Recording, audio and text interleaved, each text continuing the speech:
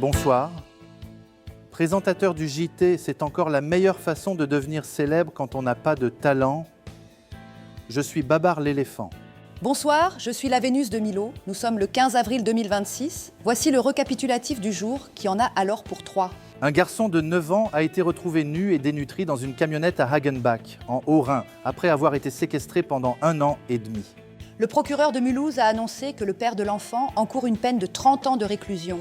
Un tragique incident s'est produit en Turquie où un adolescent a ouvert le feu dans 2 salles de classe d'une école.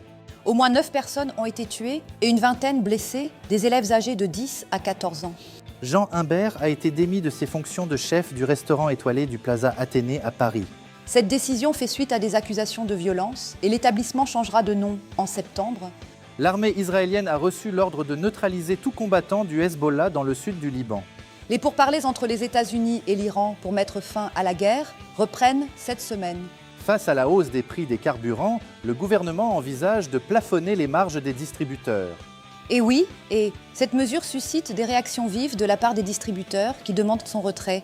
La BBC prévoit de supprimer 2000 postes dans le cadre d'une stratégie de réduction des coûts. C'est la plus importante vague de licenciements au sein du groupe audiovisuel depuis 15 ans. L'Assemblée nationale a décidé de ne pas examiner la pétition contre la loi Yadan. En effet, Babar, cette décision a suscité des critiques de la part de la gauche qui y voit une insulte aux signataires.